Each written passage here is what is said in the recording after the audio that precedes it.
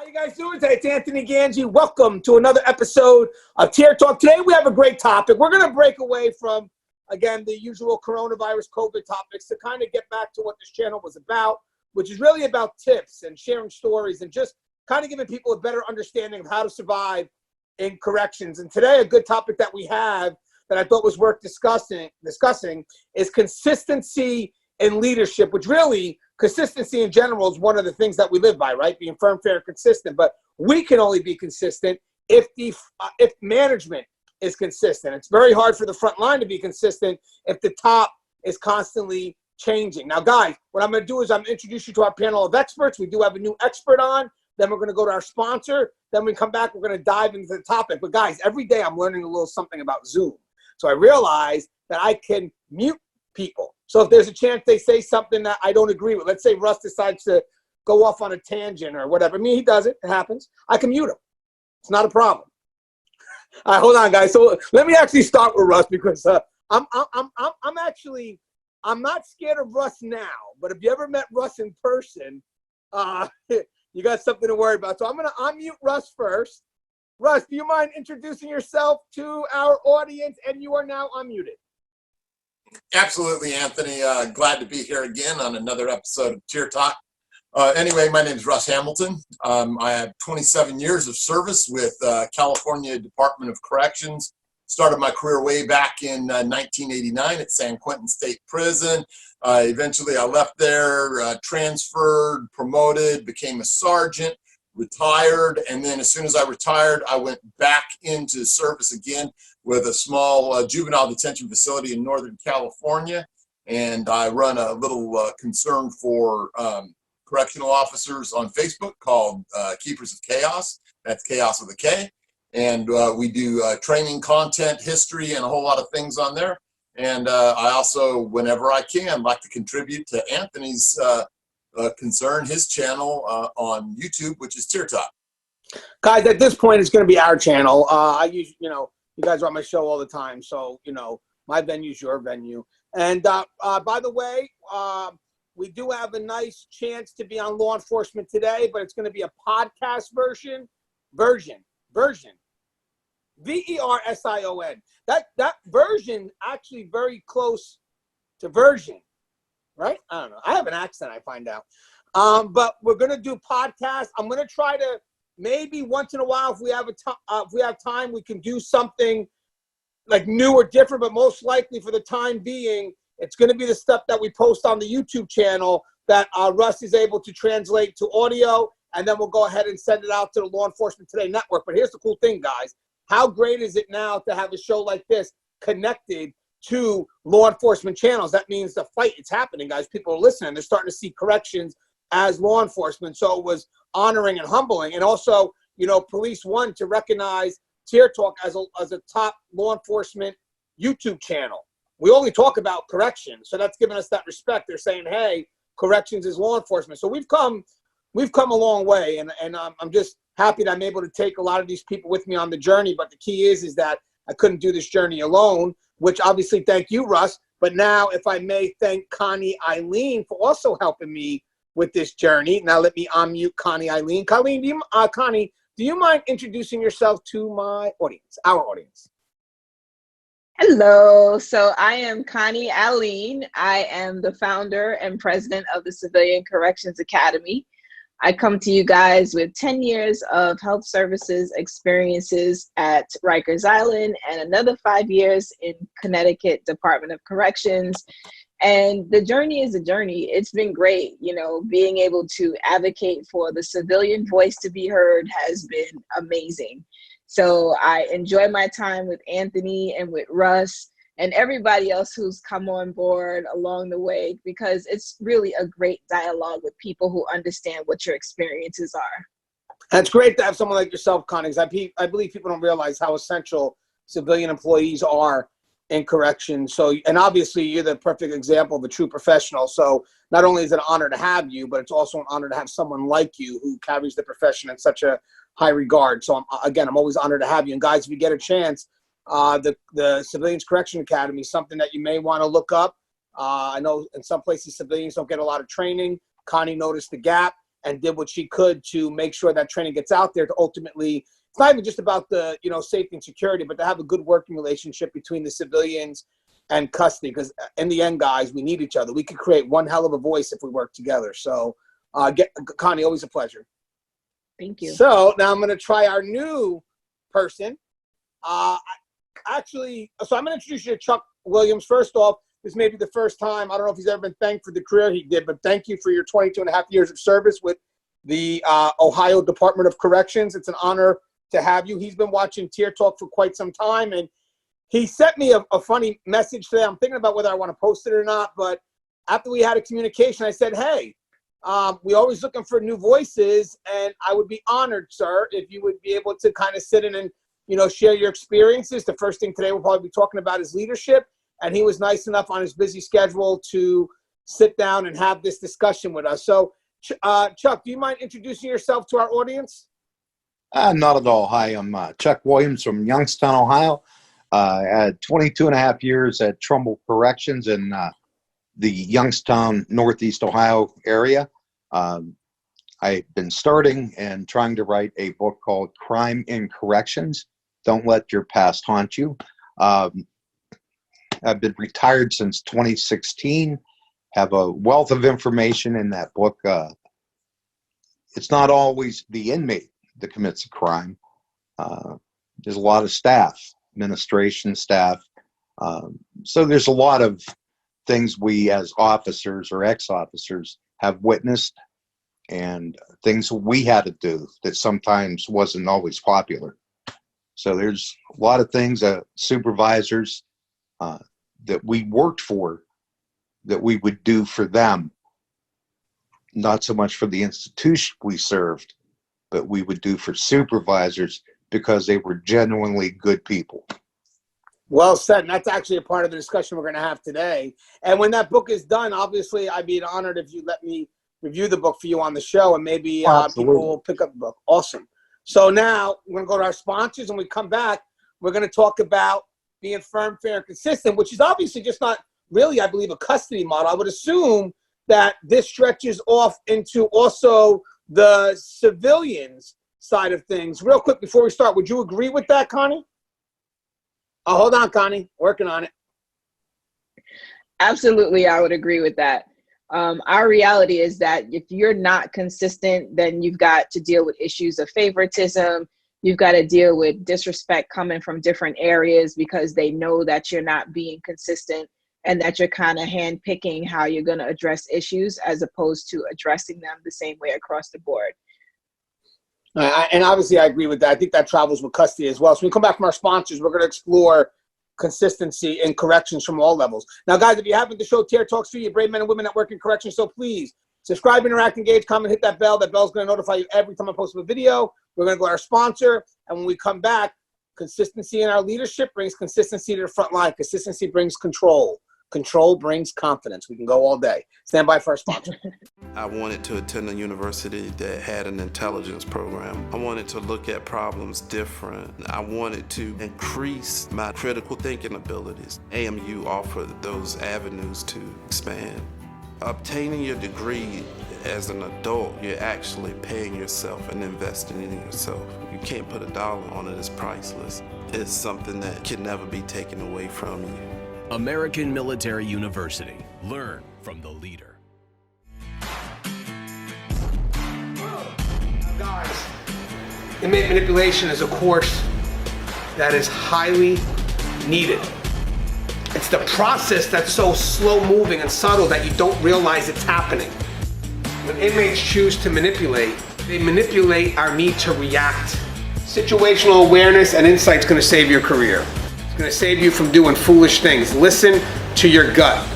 So the more insight we have, the more we can recognize what isn't so overt, and we can correct our behavior before we fall into a trap that we can't get out of. If you allow an inmate to pull you out of your prescribed role, you are opening up a door for a host of problems. Inmate manipulation, the psychology behind inmate manipulation. Available now. Link in description.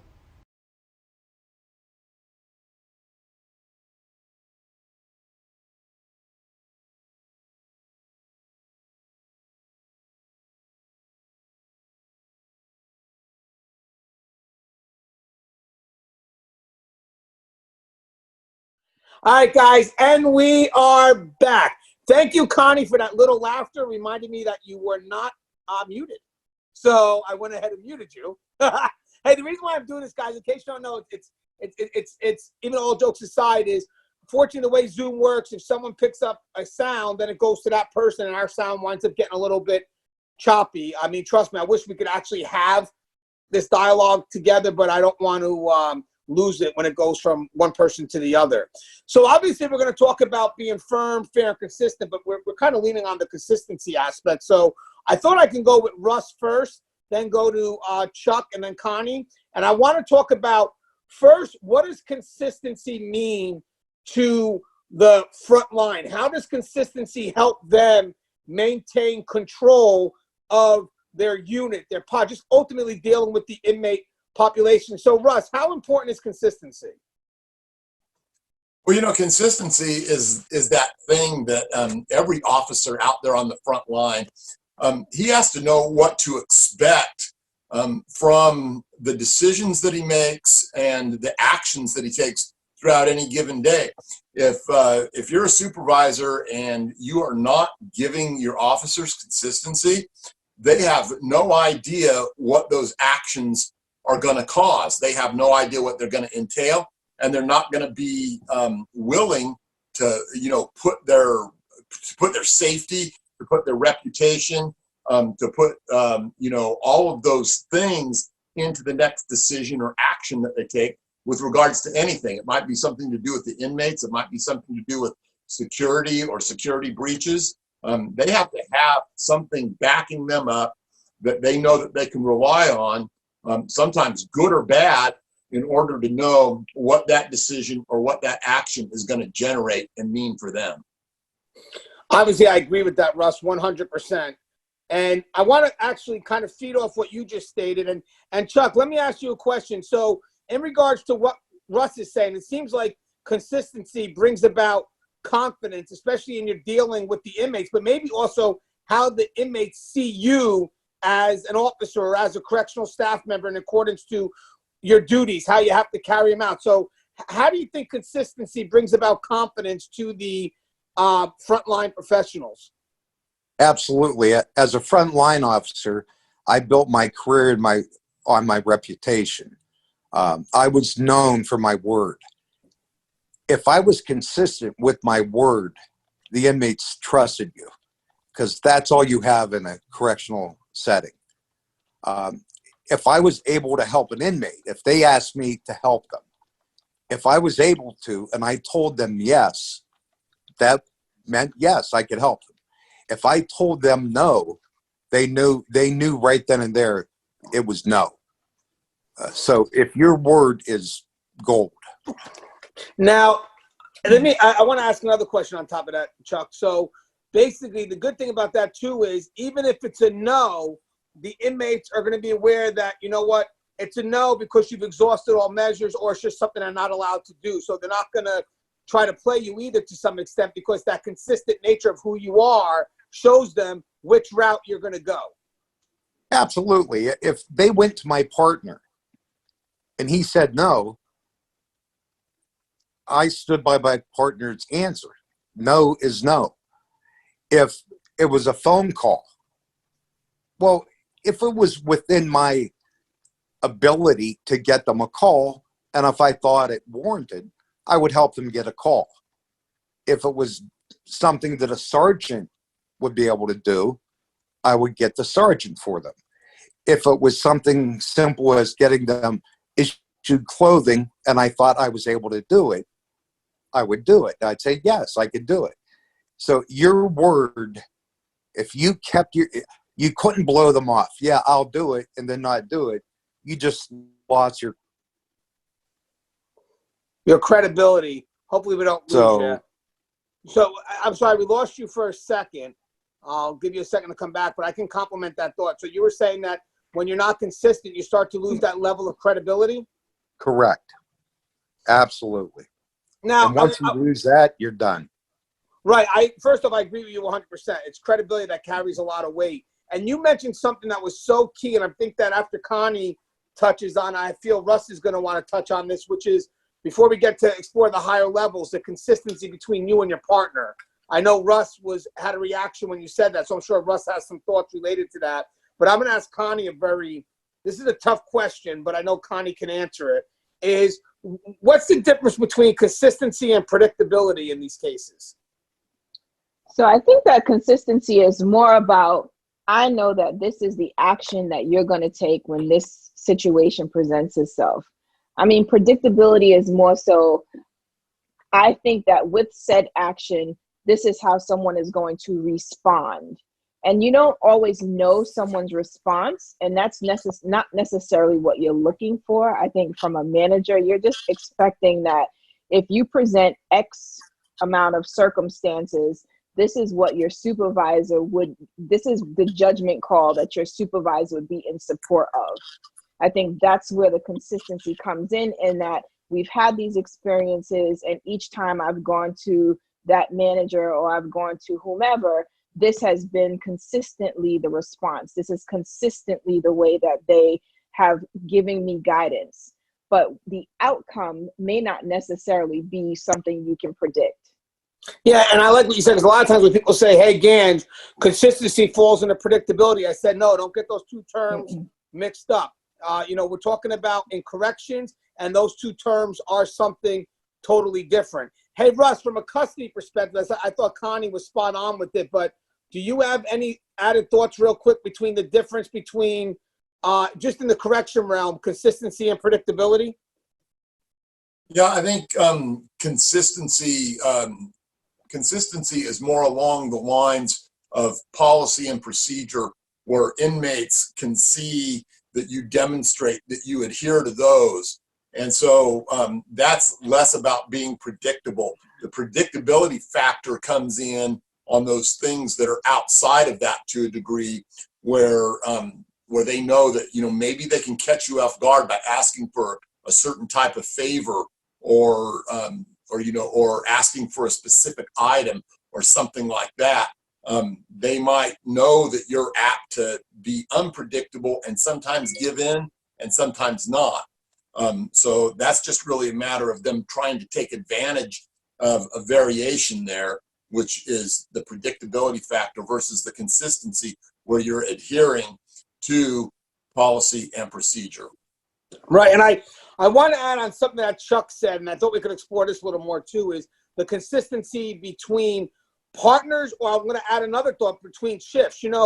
A lot of inmates, when they see that there's inconsistency between the partners, and again, this is not just custody, guys. Even though I may be saying custody, I always got to remind people that you could generalize it out. We share a lot in common with the civilian staff, because when we talk about consistency, we're really talking about our practices every day, which should be in accordance with policy and procedure. But with that said, if they see that me and my partner are inconsistent, they kind of play the mommy-daddy game. Mommy said no, daddy will say yes. And all that does is cause a rift between both officers or both staff members, which inmates are aware. The inmates should know that if no was said to me by Gangi, then no is going to be said by Connie. There should be no, I'm going to go try Anthony, and Anthony says no, well, Connie's going to say yes. No, we need to enforce that consistency. Plus, I also want to mention this too.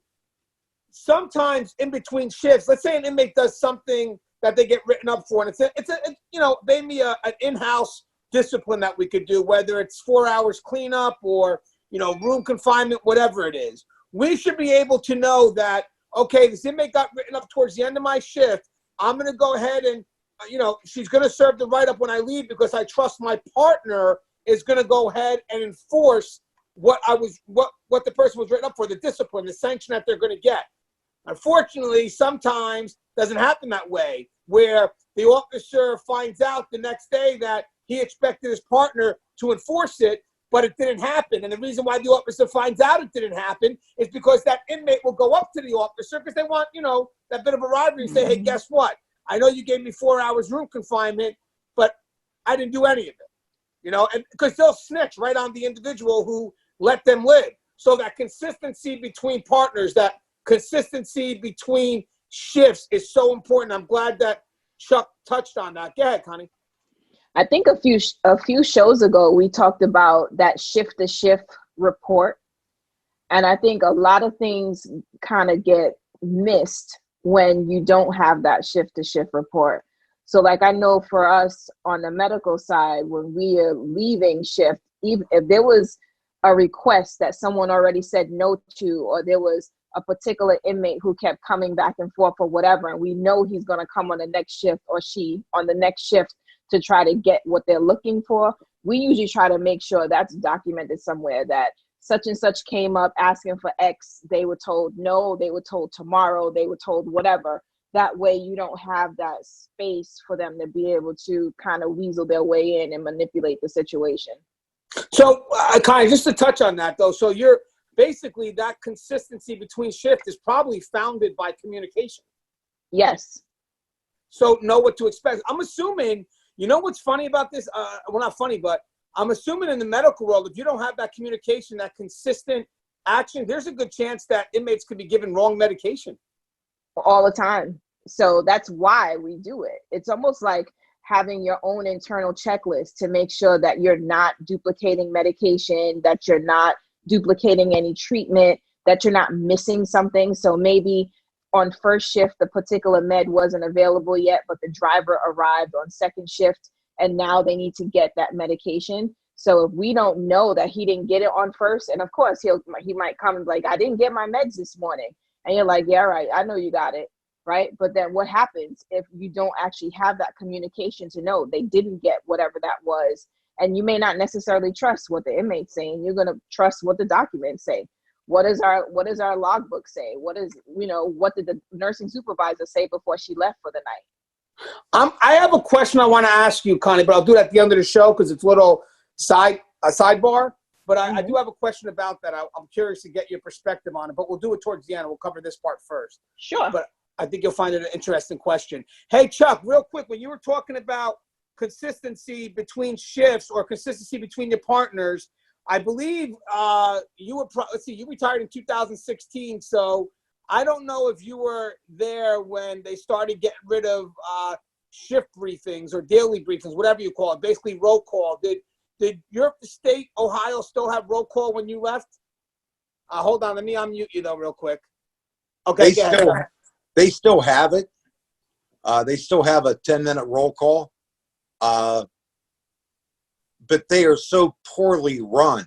Even when I was there, basically roll call to them was whether you were present or not. There was so little information given to what happened in the prior shift that it was basically an attendance call. They pretty much told you to read the logbook when you got on shift. It basically is what it was. And if someone kept a poor logbook, you got your information from your snitches as to what was going on. It was a pretty sad state of affairs. And our prison, with our previous governor, Kasich, was so poorly, it was an open campus style settings in a level 3 prison. So it had gotten very dangerous over the past, maybe last 8 to 10 years I was there. The freedoms that were given were horrible to the inmates. It was bad. So the roll calls were basically an attendance call. Well, I will say, I know Russ, we've always advocated for the shift briefings. Me and Russ are a big advocate of actually, making sure that information gets passed from one shift to the next. But hold on, let me just make sure. Hold on, guys. Want to make sure we mute some of that background noise. There we go. Me and Russ were always a big fan of, making sure information passes, because one of the things is, first off, that information between shifts really does promote consistency. But also, when that information isn't passed, it puts a lot of pressure on the supervisors who are going to have to visit each unit, and then whatever information they're given, even if they're given any information, who knows, that they're the ones that are going to have the burden of trying to remember everything and then making sure each one of their areas of responsibility is aware of it. So they're basically saying the same thing 20 times when you actually could say it just once. And don't get me wrong, by the time they get to each unit, it could be too late. I mean, you get it all at the beginning of the shift, you're equipped, you're ready to go. You know, if the sergeant's taking his tours and, you know, he gets the units as they come or she gets units as they come, the information becomes later. It becomes delayed, right, Russ? Oh yeah, you know, everything is in real time in corrections, or at least it should be. You just can't, you know, you can't rely on something that's 2 or 3 hours old if you're expecting something to jump off or have a riot in the next 30 minutes. You know, we used to have a saying on our yard, but when they took away our gun positions, that when seconds count, rifles are just minutes away. So, you know, it's really tedious and it's very hard to work under those conditions where things are not up to the minute and not up to date. You know, whether that's being able to respond because you don't have lethal force on your towers, or whether it's, you know, simply the intel you have at the moment when you're trying to stop a riot or trying to stop an assault or trying to stop a drug drop. Yeah, and again, obviously, all things lead to safety and security. So we definitely discovered, or we definitely discussed a lot about consistency amongst your peers and your cohorts. But we all know where the consistency starts from. The consistency starts from the highest level, because that's what gets passed down. If you have inconsistency at the top, there's no way you're going to have consistency at the bottom. So we'll go with Connie first. Connie, what is it that, when in regards to consistency with leadership, how important it is for those higher level positions to really set that level of consistency in how practices are being carried out in regards to policy and procedure? So our reality is that senior leaders, administration, they set the tone. They set the tone for how we engage with each other. They set the tone for the things that are important. You know, if something is so important and it's now a priority for the facility, if you see your leadership not making it a priority, you kind of take your cues from the leadership. Like, it's supposed to be a priority, but it's not really a priority because you see leadership kind of very lackadaisical with implementation or even with enforcing it when you see stuff. I mean, for example, I know like cell phones are not supposed to be in facilities, right? But you see someone sitting on post with a cell phone, the captain or lieutenant walks by, he's not hiding the phone. So like, clearly it's okay, or at least people think it's okay, you know, and it's not okay. But then you now have issues every other place popping up because someone else has a phone. And I mean, I know that's like a tough one to kind of manage, but like the reality is that no cell phones are no cell phones unless it's agency issued, right? And, you know, I've seen people turn a blind eye. And I've talked to them like sort of after the fact, like, so did you not see the cell phone in the drawer?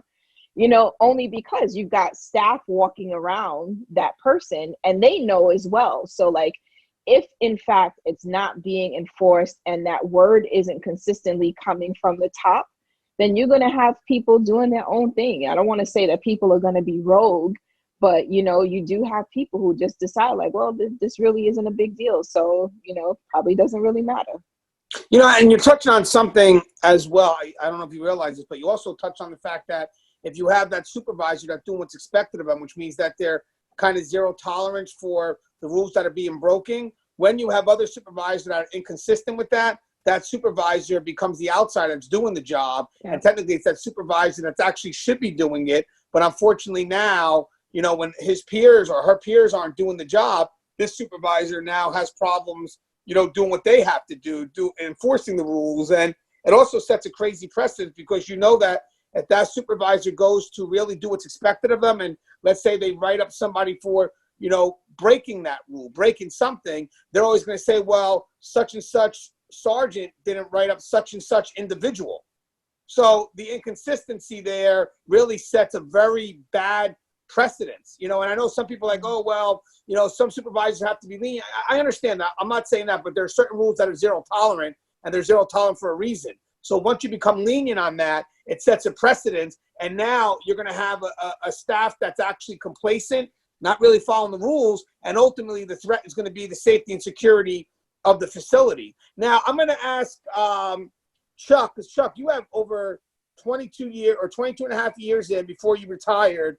I'm sure that you saw a lot of changes in higher level management, because it looks like the higher level management, the administrative side of things, the executive staff, they're constantly going back and forth. And in the process of that, so do the rules. They change constantly. So with the change of executive staff, and then all of a sudden I want to implement something new, how does that now change what frontline has to do, their competence, their level of getting the job done? Well, what I found is you stay the course. Your policies don't change. They come from Columbus, the DRNC. There was small rule changes. We had this one warden. He was fantastic. He was from South Africa. Can I say his name? Yeah. Warden Conte. He spoke a very singy, broken English, phenomenal guy. He dressed up one day in a CO's uniform, and no one recognized him. He was patting down inmates with us in the chow hall, and inmate got smart with him, and we were leaning over patting inmates down, and I looked over, and he looked at me, and he winked, and I realized it was the warden. And this inmate got smart with him, and he stood up and said, "Take this man away." And his attitude was, he's going to get down and dirty with us to see what we went through. And that was his role. And then one day he had gotten information that an officer was being a real ass to the minimum inmates. So I was on midnight working one of the dorms, and he come in 5:30 dressed in khakis, like the minimum inmates, crawled in a bunk, told me to stay quiet and not let the officer know he was in that bunk. And that officer relieved me, and this guy come in at 6 o'clock, turned on the lights, started kicking bunks, and he kicked the wrong bunk, the one the warden was in. So this guy was really cool. He played both ends to see how both inmate and staff was treated, and he made a difference when he came in.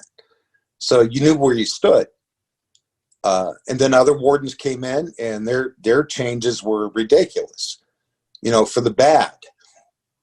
And other wardens come in and made changes for the good. So you really had to stay the course and do what you knew was right. So if you were where this consistency come in, don't change. So if you stay consistent, you would be fine. Well, you hit up a lot of good points too, because one thing is that, definitely consistency comes from understanding the front line. We can't argue that. Consistency comes from, understanding what the front line needs, and then trying to implement policies or procedures that really help the front line get the job done. And then also, I like what you said about the balanced perspective, because believe it or not, I didn't like working what we call fire starters, and I'll maybe Russ could compliment this a little bit.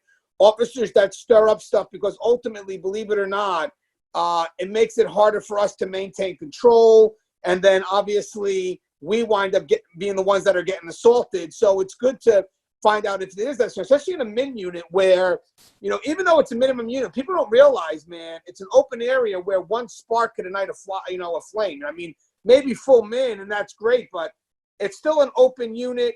And, if you have an officer that isn't where they need to be, they're unprofessional, it can cause the inmates to unite based on that unprofessional officer. And then what's going to wind up happening is you're going to lose a dorm. And I'll guarantee you, the officer that usually gets attacked is not going to be the officer that stirred it up. Somehow they get wind that it's happening, and next thing you know, one of us are working in the unit, and we just become victim to a plan that was already in motion. And going back to what with the consistency plan, again, I want to forward this over to Russ. Russ, in your respect, how the front line has to carry out the mission, right?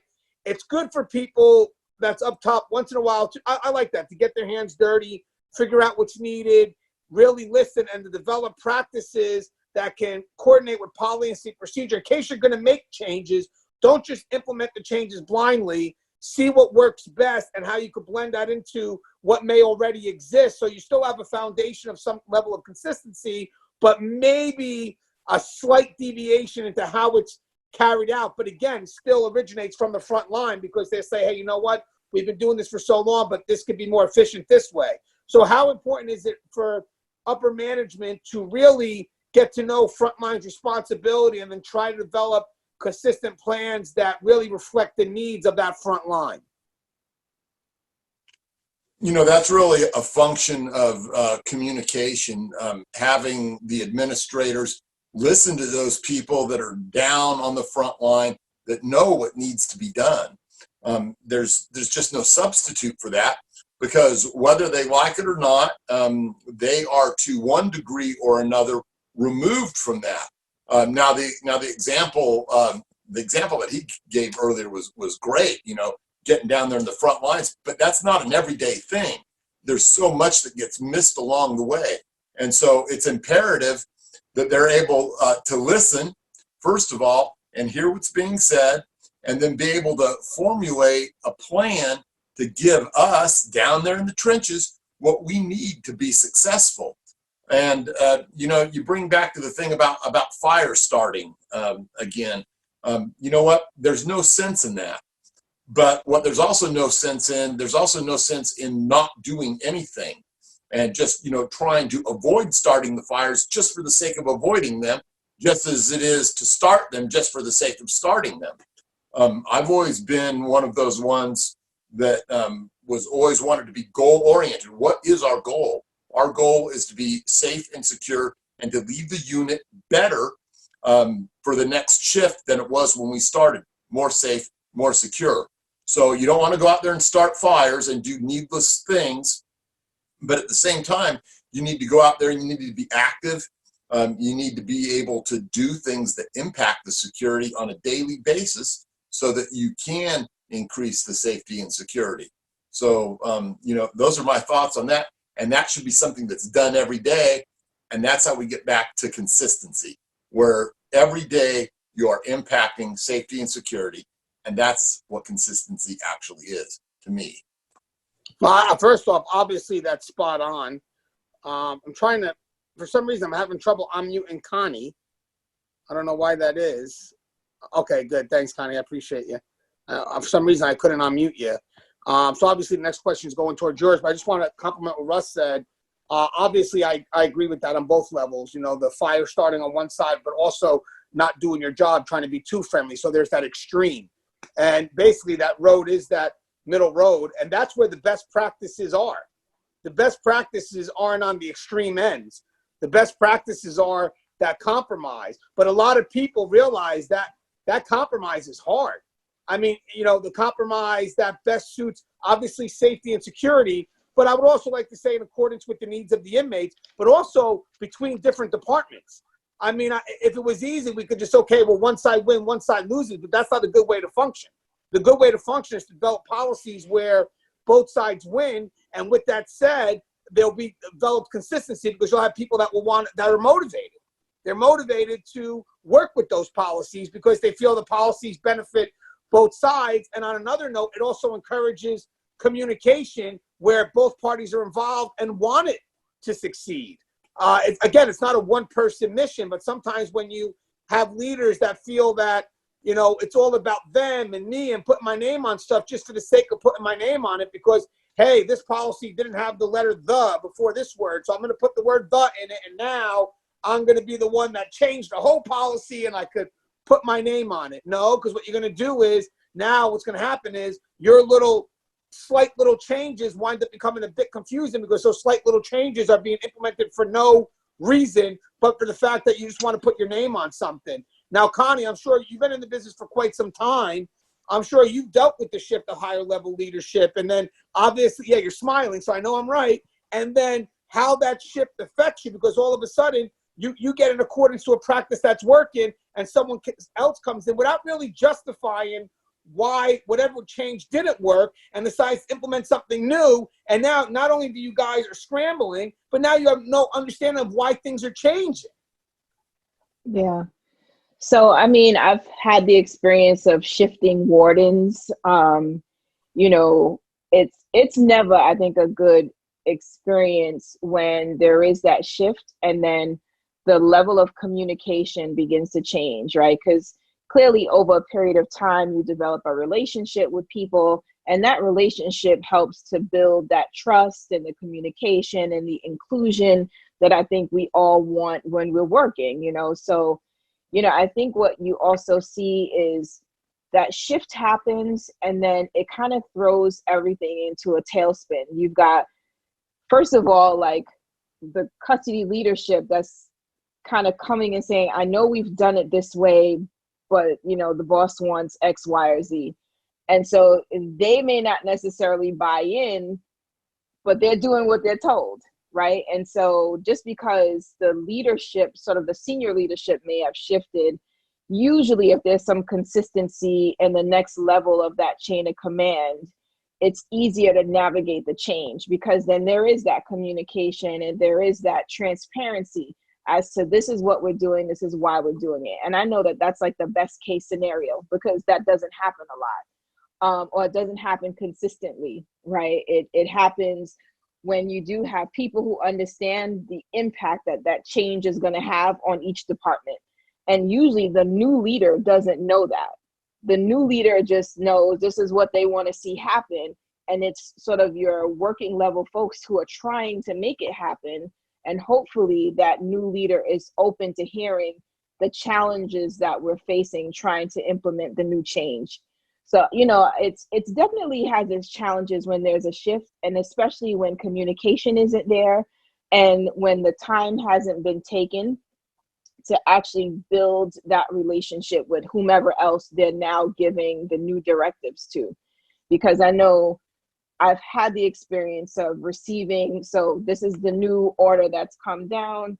We're expecting this to be implemented. How are you going to make it happen? At least the conversation about how are you going to make it happen lets you know that, you know, the leader is acknowledging that there will be a change in practice and there will be some impact with that change in practice. So for example, we had a situation where, you know, we had advocates at the door because women wanted to be able to breastfeed their babies during a visit. And the warden was like, they want to do what during a visit?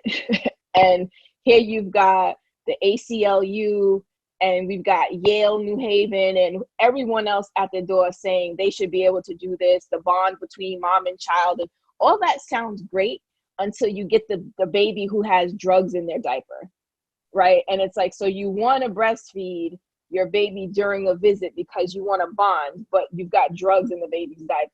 Like, how does those two align, right? And so we had to, so one, we were trying to accommodate this request so that we didn't have the advocates at the door. But the other side is, here's this huge security concern that has to be addressed. And so in the event this did come up again, instead of saying just, no, you can't do it, you know, then babies were kind of going through a semi-search. And, you know, you've got people complaining, but you can't complain when this has actually happened. And now we've got to respond to it to keep the facility safe. And so then it was getting the right people to actually do the search so that it wasn't, you know, any concerns being raised that, oh, I've got officers strict searching my baby. And you know how that kind of just starts to spiral. But I say all that to say that these different things happen. And then when there is a change that's being implemented, it matters that all levels have sort of the why is this happening and what the impact of this is going to be on the operation in all departments, not just one singular department. Right. And you know what, as you mentioned with the baby thing, I mean, sometimes there's a level, believe it or not, where you could have the inmates police the other inmates, where you try something as a pilot and say, hey, if this slips up in any manner, there will be no bonding with the child. And then you figure that the one inmate who does decide to misuse that has a problem. But also, the reason why it's not a good thing is that it may also get the inmate badly assaulted.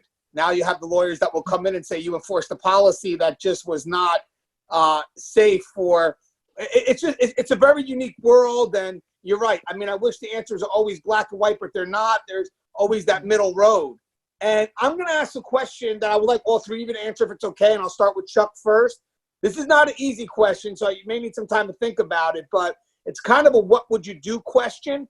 We did a show recently where we came up with these what would you do scenarios, and it was such a great dialogue because it really encouraged us to communicate. But I'll start with Chuck first, but I want to give advice to, let's start from the officer level. What advice would you give? Let me make sure you're unmuted so you can answer. What advice would you give, Chuck, for, let's say, an officer who's trying to be consistent as best he could, but his leadership is inconsistent, whether it's his direct supervisor or even just the higher up? How would you help him try to find some consistency in the inconsistency so he can go ahead or she can go ahead and be confident in dealing with the inmate population? How would I help the supervisor? No, I want to go to the front line first. So basically, if you had an officer that was dealing with inconsistent supervisors, what advice would you give that officer to help that officer deal with that inconsistency and try their best to be consistent even though their leadership is inconsistent?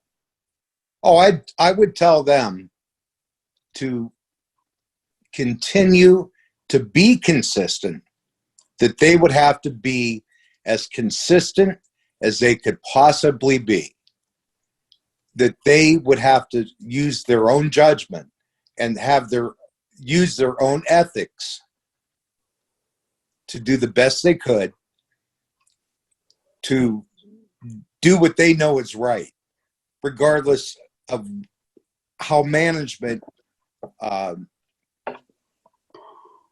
matter how inconsistent management was, that they would still have to write the reports, still deal with the inmates in the most ethical and consistent manner that they could, regardless of the decisions supervisors made. That they would have to do what they knew was right. Whether it was a conduct report, the officers could only write the conduct report. The officer doesn't have the final decision in that conduct report. They don't dole the decision. They don't dole the punishment. We don't make the decision as to the punishment of the inmate. So you could only write the report. You could only write down the incident you saw. You could only do what you know is right. So if you find something on an inmate, you document it. It's not up to you what happens to that inmate. If you have to use your own judgment. If you find the inmate's cell in disarray and you tell the inmate to clean it up, and if he doesn't, if you tell the supervisor and he does nothing about it, nothing you could do about it. You did what was right. You told the inmate, clean it up. If it isn't cleaned, nothing you could do about it. You did what was right. Just be consistent every day when you go in there. If you say good morning every day, say good morning every day. You're doing a good job when inmates tell you to sit down. I love it. Stay mobile. I did that every day for 22 and a half years. Hey, Williams, go sit down. I just loved it. Because you're in their way. You're mixing up their day. You're messing up their game. I walked all day long in the pod, all day long. Go sit down, Williams. Aren't you tired? Hey, nope, not yet. Just walk. It screws their rhythm up. Because there was officers that literally thought the desk was their post. Just move. Grab a coffee and go. So just get an idea what you're about. You know what you're about. Stay mobile, be consistent, and do your job. That's what they have to do. You can't do the supervisor's job. They have to do it. You I'm losing you. I don't know if I lost him, but I do want to say something. I may have lost him for a brief second, but thank God we were able to get that information out, because what he said, I lost you for a second, but I want to comment on what you said because you went in and out. I'm going to tell you something. I hope that if you have a chance, you actually rewind and listen to Chuck's whole thing, because first off, this is great. And I'm sure Russ is going to have something to compliment on this, because you see he's flexing. He's getting ready. He's got stuff to say. But we're talking about, this is great advice for people coming on the job, people on the job, whatever it is. Be consistent with yourself and don't disenfranchise yourself because the supervisor isn't backing you. You still have a job to do. So still do your job, even if the supervisor isn't showing you support. Because at the end, now, if you're disenfranchised, now there's two people not doing their job. So make it a hassle. Don't make it easy for that supervisor to throw away the good work you're doing, because eventually they're going to have to start justifying that. They're going to have to start justifying why they're not supporting these conduct charges that you're writing. And I think that was great. The key here, guys, is be consistent with you. That's what I was hoping I can get. Even if you have inconsistent supervisors, you could still be inconsistent in what you do. I'm sorry, I apologize. Even if you have inconsistent supervisors, you could still be consistent with what you do and how you carry out the mission. I would really like you guys, if you really want to learn, you should re-listen to what Chuck just said. I believe that was spot on. And Russ, I know you got a lot to comment on that. Absolutely. I've worked for a lot of supervisors that I felt were inconsistent over the years. There's nothing more aggravating, especially if you are a proactive, active kind of guy that wants to get in there, guy or gal that wants to get in there and get your hands dirty and mix it up and really make a difference. They're the ones that hold you back. They're wishy-washy. You don't have any way of knowing what foundation is underneath you, so how can you plan ahead? One of the effective strategies that I came up with, I took a lot of heat for it over the years, was I just removed them from the equation, right? What I just did is I just did an end around them, and I took care of everything they were supposed to take care of, because I found that most of the time, they didn't want the power, they didn't want the decision anyway. So I would just, make it easy for them, and I would do their part of it and send it on. I would just bounce over that chain. When I was an officer, I'd just bounce it right up to the lieutenant. When I was a sergeant, I would just bounce it right up to the captain or whatever, and just take them out of the equation. And it was just much easier to do it that way. That doesn't necessarily work for everyone. It may not work in every facility, but that's what I just found worked for me. And so, rather than me suffer in my efficiency, I would just try and make the whole thing more efficient. And I would, if necessary, I would do the job of the sergeant or the lieutenant, and they were usually happy to just give that up anyway. Yeah, well, I'm going to tell you something, guys. This is really good, spot-on dialogue. I hope people, when they're watching this, they really pay attention to what's being said right now. Because literally, guys, we've talked about this before, but this really just being that consistent self that you need to be. I'm trying to unmute Connie. I work with a Colleen, by the way, so sometimes I've called you Colleen sometimes in the show. I meant to say Connie. But being that consistent self, being that person that you need to be, and Russ touched on something else too. Some people take the supervisory position and just are not ready for that position of power. And when they get challenged by an inmate in any way, sense, or form, they cower, however the challenge may present itself. Someone once asked me, I even did a video on this. They said, Gangi, how much time does it take to become a good supervisor when you should go out for being a supervisor? And I said, you know what? There's no time. I can't tell you that. What I could tell you is it's about the quality of the experience that you're getting. So I'll give you an example. I've seen some officers work at slow-moving facilities, been on the job for 15 years, just not an active facility, but they had 15 years on the job. They would probably be great supervisors, and they weren't. But then you had officers that worked at a facility for 3 years, but the facility was highly active. And within 3 years, they were ready because they dealt with a facility that just gave them a lot of experience within that 3 years. So for me, it's not about the time. It's about how much quality of experience have you gotten within the time that you've worked.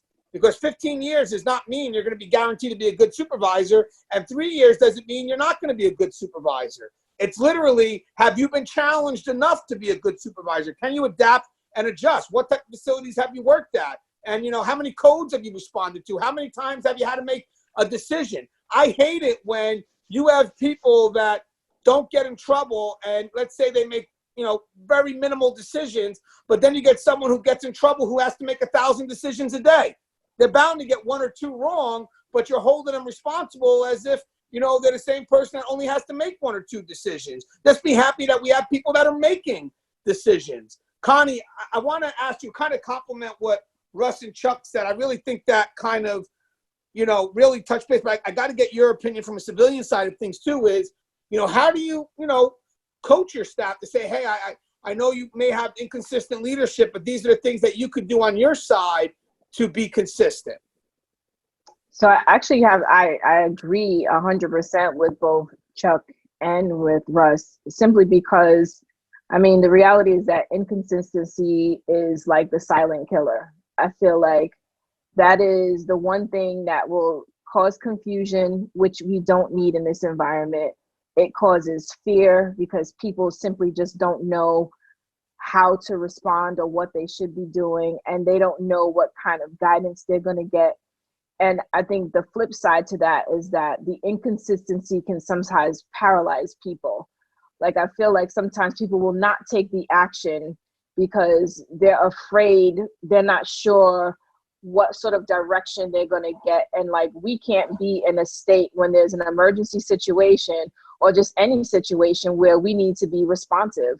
I feel like here we are in a space that is already complex, and that the environment does require us to sort of make these very intense decisions. And so for me, it's telling the staff, like, you can't allow someone else's inconsistency somehow erode your common sense, right? Like, you know also what the rules are, what the policies, the procedures are. And at the end of the day, if anything were to go down and there's an investigation, they're going to know what judgment you used, what policy did you follow. They're not looking for you to say that someone, like, the playing the game, blame game doesn't really fly, when the reality is that each person is accountable for their actions in the environment. I'm going to tell you something. I love when all of us are on the same page, both from a custody side and a civilian side. It's great because it shows that our worlds aren't that different. Now, before we come into closing, I did have one more question for you, Connie, that I wanted to ask, and then we'll go ahead and give out our closing statements from everyone. But I want to ask you a question, because we're talking about consistency and communication, right? So let's say you have inmates that have to get medication, you know, between the shifts. And let's say an inmate comes up and says that, you know, they didn't receive whatever type of medication that they were supposed to get, even though, let's say, they got that medication on the earlier shift. And let's say, unfortunately, it was accidentally given to that inmate again on the next shift. So the inmate got a double dosage instead of getting just a single dosage. How much is that fall on the medical professional, or can that fall on the inmate for trying to manipulate the system? So both are responsible, but that most of that weight falls on the medical professional. Like, we have to do our due diligence when it comes to medication, period. And that is checking whatever you need to check, whatever system you have it within your facility, you need to check to make sure before you provide any inmate with the medication, it's the right inmate, it's the right medication, it's the right dosage. There's a whole lot of things that we're supposed to check before we give a pill to an inmate. So right. If they've gotten 2 doses, then we are at fault for that. All right, now, Russ, you wanted to respond to that, Russ? I saw you raise your hand, right? Let me just unmute you first. Oh, wait, hold on. Let me unmute you because I can't. I saw you raise your hand. What was that, Russ? Oh, you didn't. No, I was good. That was an inadvertent movement on my part. Oh, I thought maybe you wanted to get involved in medical expertise. I thought maybe you wanted to make a quick little comment. But the reason why I can unmute everybody at this point. The reason why I brought that up was because just wondering if ever later on down the line when they try to have a lawsuit, how much will that fall? Let's say the inmate winds up overdosing. How much is that going to fall on the facility itself, or could there be any blame that can negate the lawsuit and put it on the inmate for, knowing that you took something earlier today, you went ahead and asked for it, so some of it's on you and negate the liability from the facility. But as you said, ultimately, it's going to always fall back on the paperwork. There's going to be no onus on the inmate's accountability. And I just there is some onus on the inmate, but he could easily say, I didn't know I didn't know it was the same thing. Like he could come up with anything about that. So yes, should he have gone when he know he shouldn't have? Absolutely, he shouldn't have. But he did, and he still got what he shouldn't have received. And so that ownership will fall on whoever gave him the medication. Yeah, the evidence is in the failure to log it in, obviously, or the miscommunication. All right, guys, so what I'm going to do is we're going to get some closing remarks. So I thought maybe we can go with Chuck first. Chuck, do you have anything you would like to say in closing to the audience? I just want to thank everyone for letting me participate today. It was a pleasure meeting everybody. I had a great time. It was a wealth of information I received from everyone, and I'd like to do it again, and thank you. Well, I will tell you something right now. I heard I could be a bit annoying because I have this damn YouTube channel, and I just don't care. I'll be calling people at 2 in the morning. Hey, what are you doing? Don't tell me you're doing something because it's 2 in the morning. Or Gangi, I'm sleeping. But you're still home. But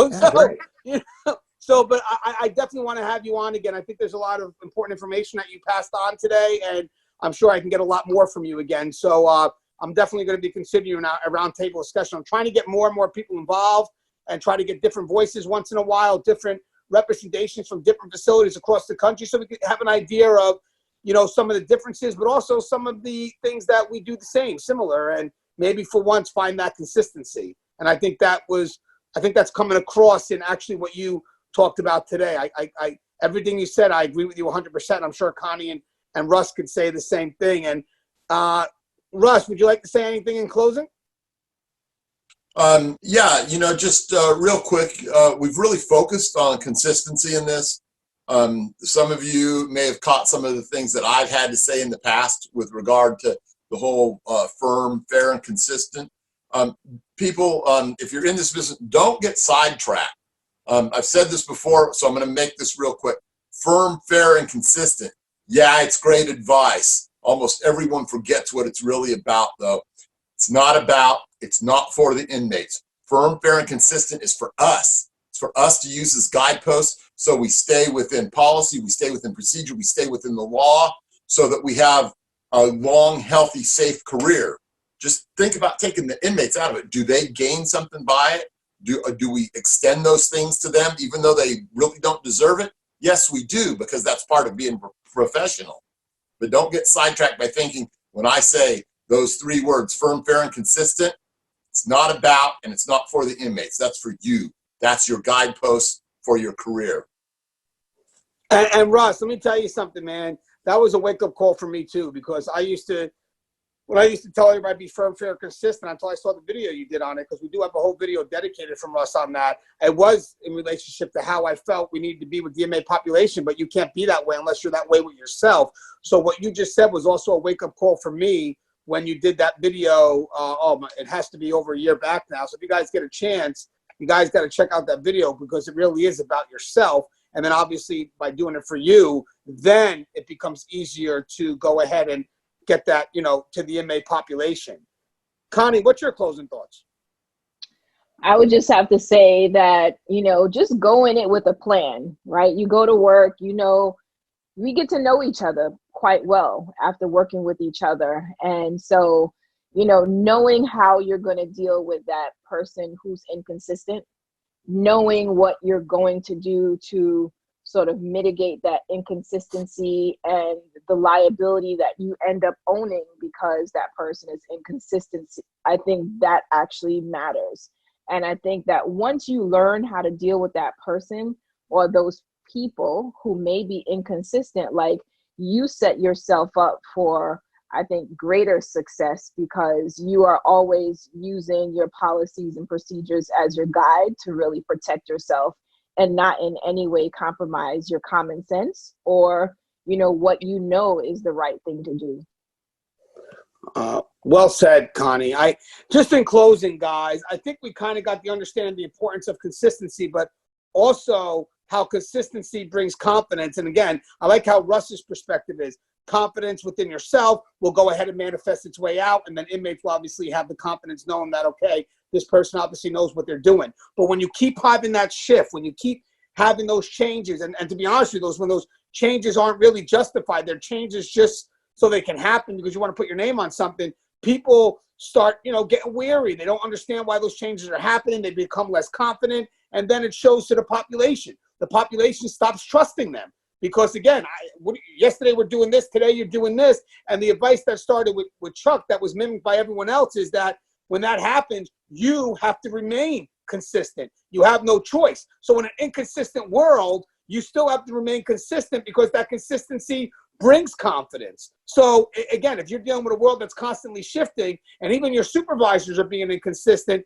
you have to struggle to stay consistent because in the end of the day, and this has worked for me because I've worked around a lot of inconsistent individuals, people still see me as confident because somehow or another, I think what Chuck said, Russ said, and what Connie said is I was still able to appear consistent when everybody else around me was all over the place. And that brought respect through my 18 years of this business. And as a person in a management position, guys, I'm on the administrative level. I have over 850 staff that I'm in charge of, 2,400 something inmates that, I'm third in line of order here that, that confidence has traveled up and made me appear, I don't want to say the word appear because I am who I am, but trustworthy. Listen, I don't have to trust the population, but they have to trust me. They have to trust me. That's key. And I had that from day one as an officer. I would say, listen, I'm not going to trust you. That's just how the world works. But you're going to be able to trust me. And to me, that trust came with consistency and confidence, knowing that I know how to get the job done. And the inmates knew because I wasn't shifting all the time that, yes, he's capable. And again, we talked ability. I know Chuck mentioned ability. I believe what we mean by ability is prescribed role.